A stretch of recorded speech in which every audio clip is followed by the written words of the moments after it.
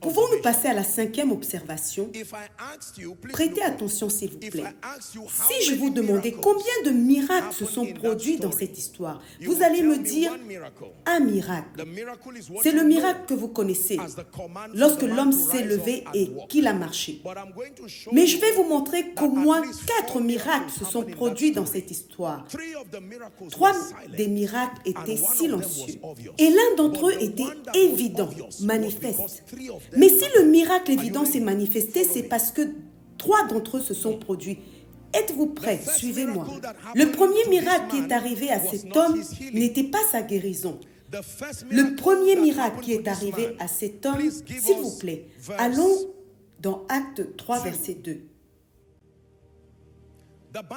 Il est écrit, il y avait un homme boiteux de naissance qu'on portait, que tout le monde dise qu'on portait. Cela ne ressemble pas à un miracle tant que vous ne m'écoutez pas pour 1 minute ou 2. Le premier miracle qui lui est arrivé n'était pas sa guérison, mais le fait que certains hommes croient suffisamment en lui pour le porter et pour le déposer devant le temple tous les jours. Tous les jours, pas une fois par semaine. Avez-vous déjà assisté à une personne malade? Il y a des moments où même en tant que proche de cette personne malade, franchement, vous êtes fatigué et épuisé. C'est un miracle que les hommes croient en vous indéfiniment alors qu'il n'y a encore pas de résultat dans votre vie. C'est un vrai miracle. Quel était le premier miracle? Le premier miracle était que certains hommes croyaient suffisamment en lui pour le porter et le déposer devant le temple tous les jours. À présent, connecté à ce miracle, c'est l'endroit où ils l'ont déposé. La Bible raconte qu'on le plaçait tous les jours à la porte du temple appelée la Belle. On le plaçait tous les jours à la porte du temple qu'on appelle la Belle. Savez-vous ce que cela signifie? À présent, j'ai étudié ce concept de la belle porte. La belle porte. Le terme belle porte est apparu parce que les autres matériaux dans le temple étaient faits d'or et d'argent. Mais cette porte particulièrement était en bronze. Et le bronze était tellement poli. En fait, on l'appelait le bronze corinthien. Il était tellement poli qu'à la lumière, il brillait et illuminait encore plus que les autres portes. La belle porte. Ils l'ont déposée là et le miracle a commencé à se produire dans sa perception. Il y avait quelque chose qu'il voyait à cette porte qu'il ne pouvait pas voir d'où il venait. Il y a quelque chose qu'il voyait à cette porte qu'il ne pouvait pas se permettre de voir chez lui. Il était important qu'il voie ce qui est beau. Même si sa vie était laide, la belle porte. Est-ce que quelqu'un apprend quelque chose? Le premier miracle était que certains hommes croyaient en lui suffisamment pour le porter et le déposer chaque jour à un endroit qui pouvait commencer à corriger sa perception et à construire sa foi. C'est ce qu'ils ont fait. Ces hommes l'ont aidé. Ils étaient la fondation originale. Quand vous entendez « lève-toi et marche », vous l'attribuez à Pierre et à Jean. Mais je vous dis, vous avez tort. Les premiers sponsors de ces miracles étaient des connecteurs divins. Sans nom, sans visage, des porteurs de fardeaux. Pas de nom, mais leur impact ne pouvait pas être nié. Lorsque vous recevez une guérison, il est facile de l'attribuer à Dieu à travers Joshua Selman. Mais la personne sans nom qui vous a dit « Viens à Koinonia », la personne sans nom qui vous a dit « Vas-tu à Koinonia? Puis-je t'accompagner en voiture ?» Vous ne connaissez même pas le nom de cette personne. Les miracles, les plus grands miracles que nous célébrons ne sont généralement pas les premiers à se produire. Il y a toujours une accumulation de fondations. Quand vous célébrez un miracle, je ne connais personne qui applaudit les fondations. Mais nous applaudissons les bâtiments. Ce beau bâtiment est soutenu par une fondation très solide. Vous voyez à présent? Je sais que vous célébrez le travail, mais qu'en est-il de celui qui vous a dit de ne pas abandonner et d'essayer de postuler une dernière fois? La Bible dit que les hommes qui le transportaient chaque jour, Que quelqu'un dise chaque jour. Le miracle réside dans leur refus de se fatiguer. Le fait qu'ils le portaient chaque jour signifiait qu'ils le ramenaient le soir. Ils n'étaient pas laissés là tous les jours. Pourquoi, maman, perds-tu ton temps à parler sur ma destinée? Je suis déjà un échec. Et maman répond, non, tu es mon fils. Et si cela devait prendre 20 ans? Je sais qu'un jour, Dieu suscitera un prédicateur pour te parler. Laissez-moi vous dire ceci, lorsque vous acclamez, assurez-vous de l'applaudir aussi. Dieu nous a utilisés tous les deux. Il est étonnant de voir le nombre de personnes silencieuses qui ont joué des rôles mystérieux dans nos vies, qui ne seront peut-être jamais vues, ne seront peut-être jamais félicitées. Ils ne sont pas suffisamment sous les projecteurs pour être reconnus et honorés. Pourtant, aujourd'hui, nous nous tenons sur la fondation de ces personnes. Nous sommes redevables à ces personnes anonymes qui ont refusé d'être fatigués. Et si la nuit qui précédait le miracle de cet homme, ces hommes qui le transportaient avaient dit « Nous avons essayé. Toi-même, tu sais que nous avons essayé. Demain, nous ne serons plus là. » C'est grâce à leur constance que les apôtres ont pu le voir.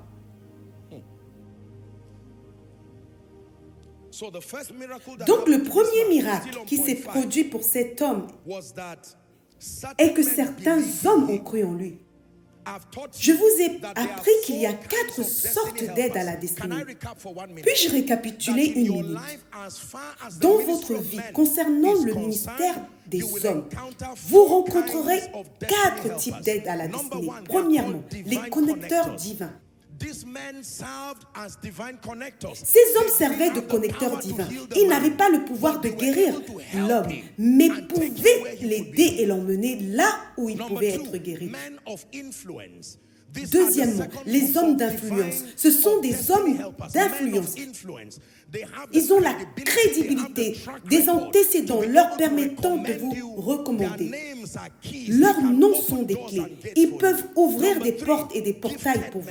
Troisièmement, les hommes doués. Vous avez besoin de personnes douées. Ils colmateront les fuites et les bords de votre vie, de votre organisation. Un seul homme doué peut avoir la force de 50 personnes. Quatrièmement, les porteurs de fardeau. Je vous ai appris que les porteurs de fardeau n'ont pas le pouvoir de vous faire avancer. Leur mission est de vous empêcher de reculer. Ce sont des hommes qui vous aiment malgré tout. Ils ne vous aiment pas parce que vous êtes prédicateur. Ils ne vous aiment pas parce que vous êtes un PDG. Ils vous aiment sincèrement. Même si la couronne n'est plus sur votre tête, ils sont toujours là. Même si vous n'avez plus la tunique, comme Jésus, ils sont toujours là. Puissiez-vous trouver de tels hommes dans votre vie. Il existe des hommes capables de se lever et de prendre votre affaire en main jusqu'à ce que vous souriez. Que Dieu apporte de telles personnes dans votre vie. Nous discutons toujours sur la 5e observation et sous le grand point 5, nous avons le point A. Le premier miracle a été la volonté de certains hommes de croire suffisamment en lui pour le porter et le déposer tous les jours sans se fatiguer. Et ils l'ont placé à la porte de la belle, un endroit qui pouvait commencer à corriger et à modifier sa perception. Et si vous pensez que ce que vous voyez n'a pas d'importance, je vous renvoie vers le bétail que Jacob a élevé dans la maison de Laban. Ce qui a conduit à leur multiplication, leur changement d'état, c'est quelque chose qu'ils ont vu.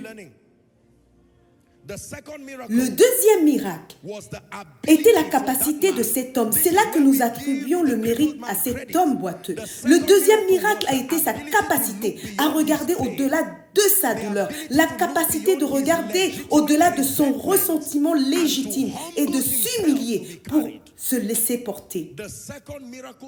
Le deuxième miracle qui s'est produit dans la vie de cet homme était sa capacité de regarder au-delà de sa douleur et de se laisser porter tous les jours. C'est une chose de vouloir porter cet homme, mais l'homme avait le pouvoir de dire « j'en ai assez de ces moqueries ». Il aurait qualifié cette aide de moquerie. Il faut beaucoup d'humilité pour regarder au-delà de votre douleur, surtout parce que nous vivons dans un monde où nous détestons attirer la sympathie. Personne ne veut que l'on dise « Oh, nous compatissons ».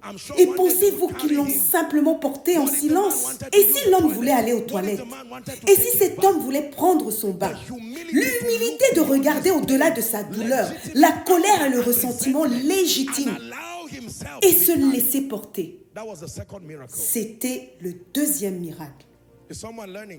Est-ce que quelqu'un apprend quelque chose? Dans Luc 16, Jésus raconte une parabole sur un homme qui avait honte de mendier. Qu'est-ce qu'il dit au verset 3? L'économe dit en lui-même, « Que ferais-je puisque mon maître m'ôte l'administration de ses biens? Travailler à la terre, je ne le puis.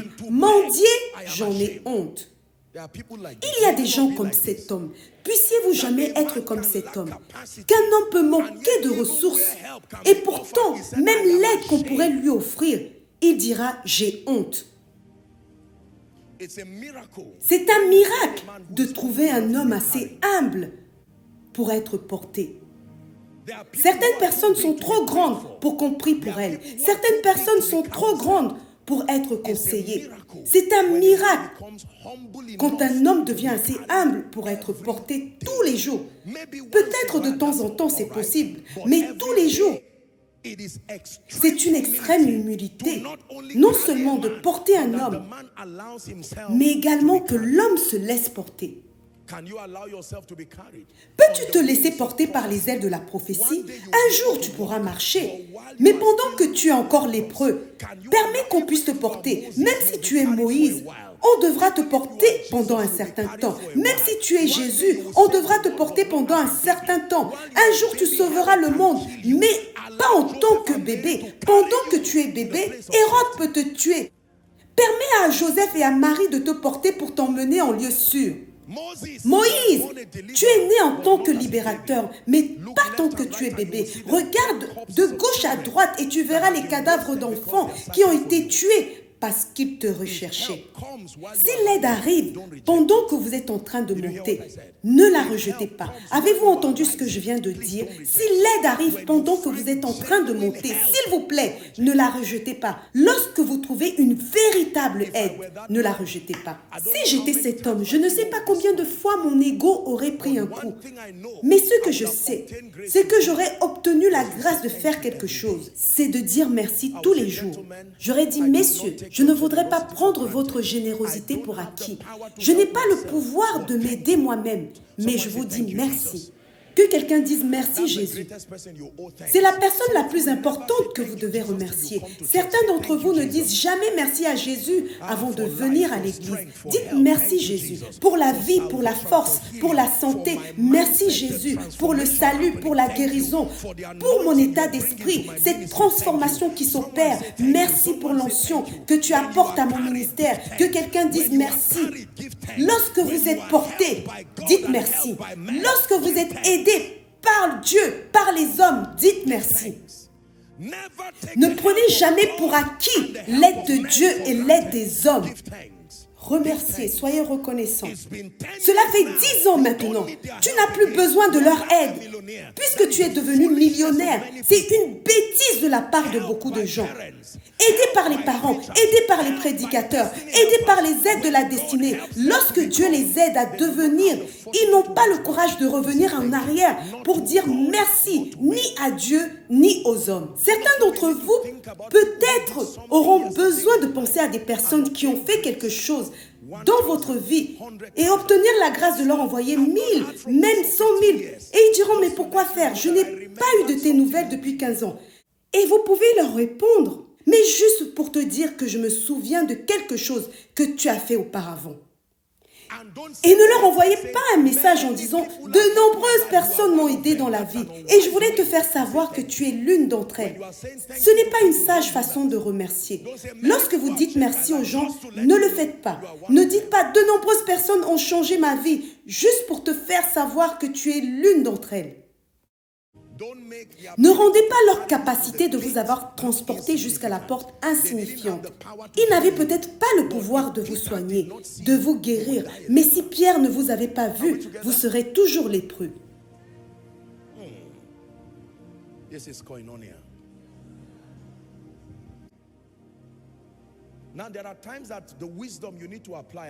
Cependant, il y a des moments où vous devez appliquer la sagesse. Je sais que collecter certaines choses revient parfois à vendre son droit d'aînesse. Apprenez ceci. La mission de l'aide est de rendre toute chose possible et facile. Avez-vous compris? La mission de l'aide est de rendre les choses possibles et faciles.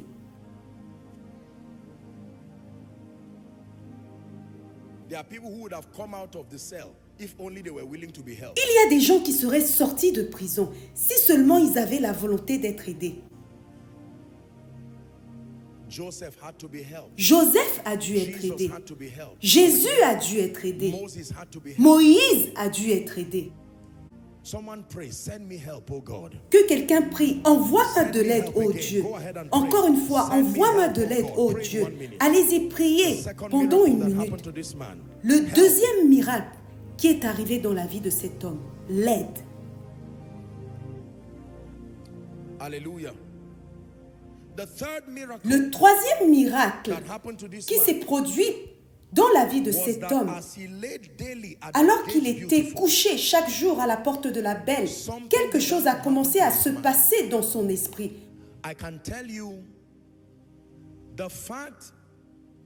Je peux vous dire que le fait qu'un miracle a commencé à se produire dans son esprit était évident parce que sa foi se renforçait. Il savait qu'il pouvait recevoir quelque chose, même s'il ne savait pas qu'il pouvait recevoir un miracle. C'est le genre de choses que seul le Saint-Esprit peut faire.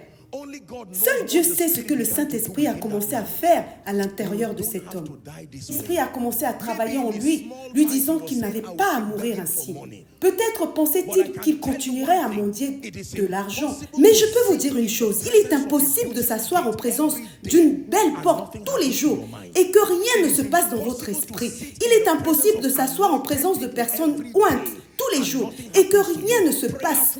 D'hommes et de femmes de prière tous les jours et que rien ne se passe. Des gens prospèrent tous les jours.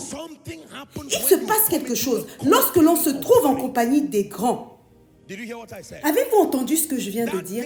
Cette porte, appelée la belle, bien qu'inanimée, faisait quelque chose dans la vie de cet homme. Je crois que le Saint-Esprit l'utilisait pour lui dire que sa destinée pouvait être semblable. Je suis sûre que le Saint-Esprit l'a enseigné en disant, sais-tu que cette porte ne s'est pas construite toute seule?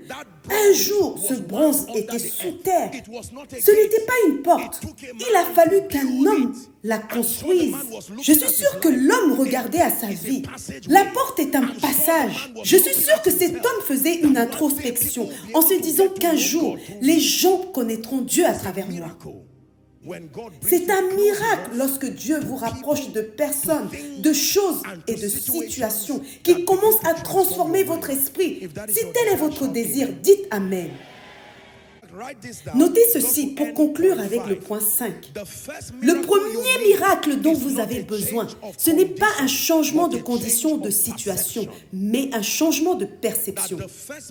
Le premier miracle dont vous avez besoin dans votre vie, ce n'est pas un changement de condition ou de situation, mais un changement de perception.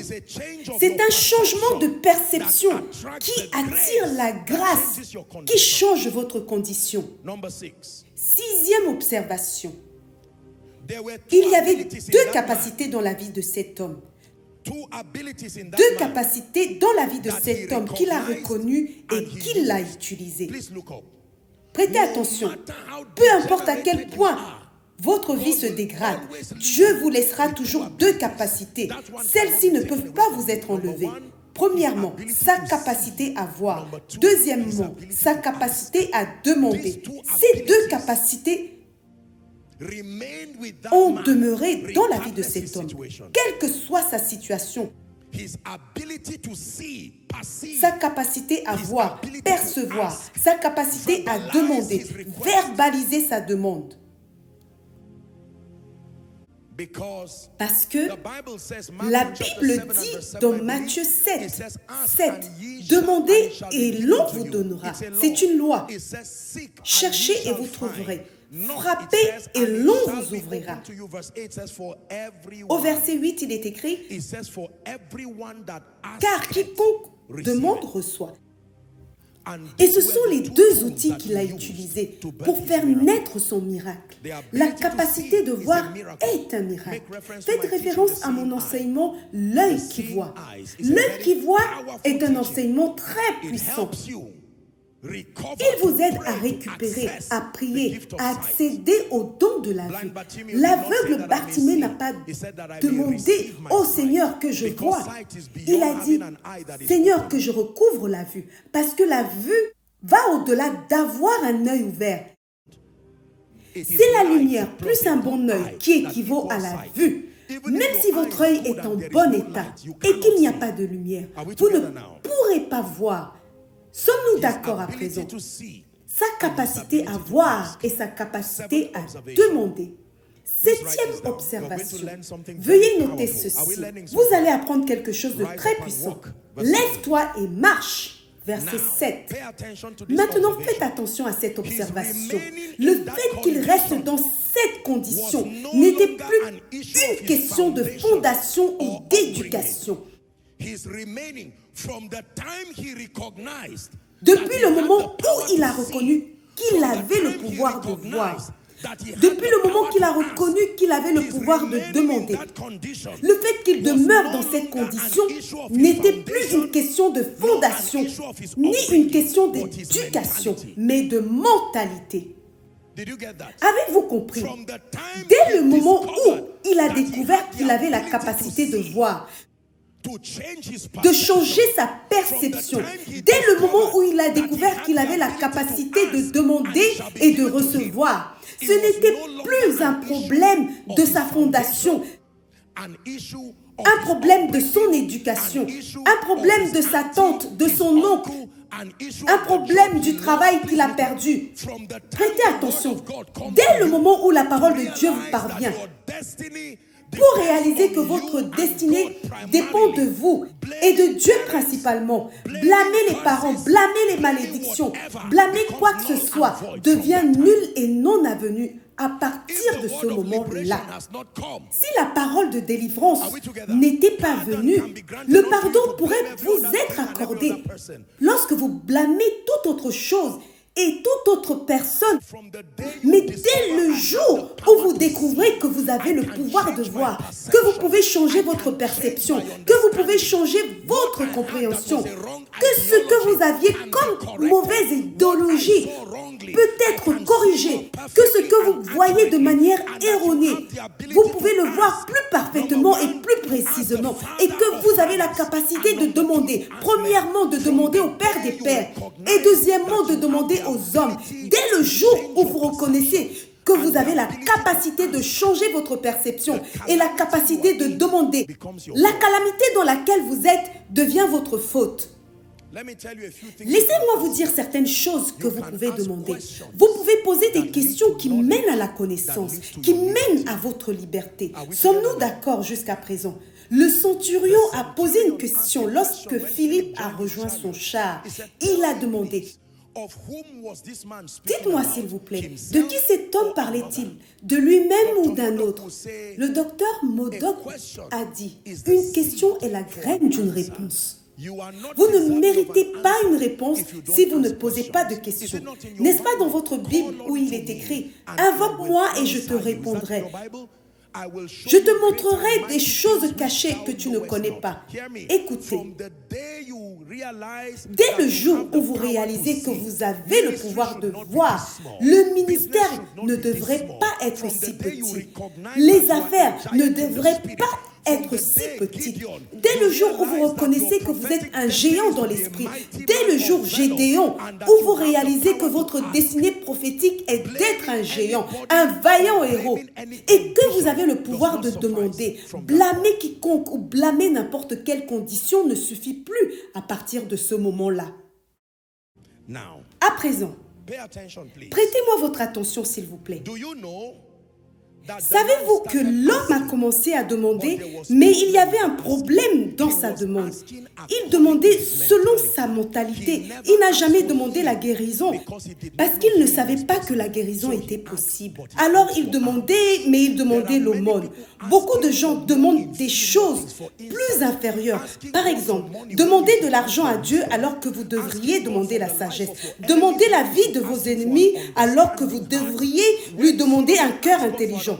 Lorsque Salomon a demandé à Dieu un cœur intelligent, Dieu lui a dit ce qu'il aurait pu demander. Salomon, tu aurais pu demander la vie de tes ennemis. Même si vos ennemis sont morts, cela ne vous rendra pas prospère. Il a dit, laisse le problème des ennemis, donne-moi un cœur intelligent. Peut-être que beaucoup d'entre vous, la raison pour laquelle votre destinée n'a pas atteint un certain niveau, c'est parce que vous avez demandé. Mais vous avez demandé les mauvaises choses qui sont le produit de votre mentalité. Là où vous devriez demander la compréhension, vous avez demandé de l'argent. Sommes-nous d'accord? Ce que vous demandez a de l'importance. Et ce que vous demandez dépend de ce que vous connaissez. Ce que vous demandez a de l'importance. Et ce que vous demandez dépend de ce que vous connaissez. Ce que vous demandez dépend de ce que vous connaissez. Alléluia. Un buffet peut être préparé devant vous. Et par peur ou quoi que ce soit, il se peut que vous ne sachiez même pas que quoi que ce soit que vous allez demander, sur cette table vous sera accordé. Même si vous décidez de manger un peu de tout. Mais vous pouvez être assis là en train de saliver et vous êtes affamé, alors que le buffet était préparé pour vous. Mais on ne demande qu'en fonction de ce que l'on connaît. La prière pour la lumière est une prière puissante, car vous ne pouvez vous lever et être éclairé dans ce royaume que lorsque votre lumière arrive. Ce que vous demandez est le reflet de votre mentalité. Je vous ai dit il y a des années de cela que Pat Robertson, d'heureuse mémoire, j'ai regardé l'une de ses émissions et je me souviens l'avoir entendu prier. Et il a dit, comme un petit enfant, au moment de commencer le ministère, il a demandé au Seigneur 3 choses. La sagesse, la faveur, l'onction du Saint-Esprit. J'ai dit, waouh! Donc ce sont les ressources spirituelles qui peuvent transformer un homme ordinaire en une station de diffusion mondiale. Je suis allée vers Dieu, j'ai commencé à changer les choses que je demandais. Seigneur, dans une prière similaire, donne-moi la sagesse, donne-moi la faveur, donne-moi l'onction du Saint-Esprit. Je suis content de l'avoir demandé. Je le demande encore aujourd'hui, car cela peut être mesuré. Jésus a augmenté en sagesse. Jésus a augmenté en faveur. La dimension de sagesse d'hier peut ne pas être capable de faire face aux défis de demain. Et donc ma demande reste la même. Mais je demande parce que je sais que Dieu est Abba Père. Il donne, et la qualité des pères, c'est qu'ils donnent sans retenue, à condition que cela ne vous détruise pas. Il est écrit, vous ne possédez pas parce que vous ne demandez pas. Beaucoup d'entre vous n'ont pas pu demander de l'aide parce que vous ne connaissez pas la valeur de l'aide. Vous n'avez pas demandé la sagesse parce que vous n'avez pas appris la valeur de la sagesse. Vous n'avez pas demandé de connaissance parce que vous n'avez pas vu la valeur de la lumière. Vous ne possédez pas parce que vous ne demandez pas. Est-ce que quelqu'un apprend quelque chose? Cet enseignement est puissant. À partir du moment où vous vous rendez compte de votre capacité à changer votre état d'esprit, votre perception, votre capacité à poser des questions, vos difficultés demeurent votre faute, non celle de Dieu, de votre passé ou de vos fondations. Puis-je vous donner la 8e observation?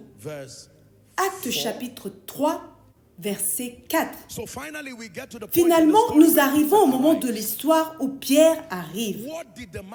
Qu'est-ce que cet homme a vu chez ces 2 hommes qui l'a emmené à isoler tout le monde pour leur demander l'aumône? Peut-être qu'ils étaient bien habillés, je ne sais pas. Mais voir les bonnes personnes était le facteur Dieu dans ce miracle. Comment a-t-il pu isoler 2 personnes parmi un peuple qui allait prier? Il y a des choses que seul Dieu peut faire. La mentalité de vous lever et de marcher est ce qui attire la capacité de vous lever et de marcher.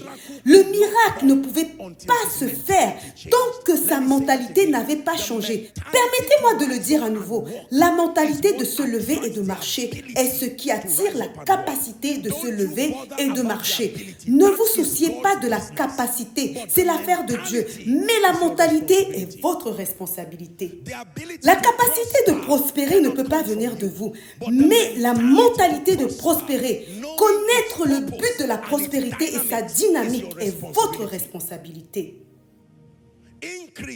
L'augmentation, la croissance de l'Église, ce n'est pas votre affaire, c'est Dieu qui apporte l'augmentation. Mais la mentalité d'être un pasteur selon le cœur de Dieu, un sacrificateur, enseignant pour aimer, enseigner, donner sa vie pour ses brebis, cela relève de votre propre responsabilité. Puis-je vous dire la vérité? Lorsque la mentalité est intacte, la puissance ne fera pas défaut.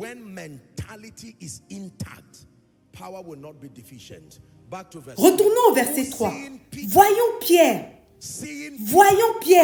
J'aime ce verset. Ne les voyait-il pas tous les jours? Il y a une sorte de vue que Dieu avait gravée dans son esprit.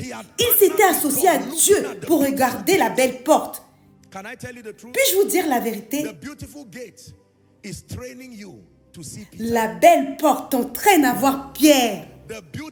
La belle porte. Si tu sais comment en tirer des leçons, si tu sais comment t'entraîner à la belle porte, alors tu seras prêt à voir Pierre et Jean.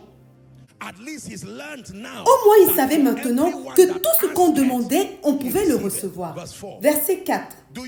Savez-vous que la première mission de Pierre n'était pas de faire des miracles? La première mission de Pierre était d'être un sacrificateur enseignant. Laissez-moi vous montrer la prédication de Pierre. Pierre, de même que Jean, fixant les yeux sur lui, et dit, « Regarde-nous ». Et il les regardait attentivement, s'attendant à recevoir de quelque chose. Alors Pierre lui dit, « Je n'ai ni argent ni or.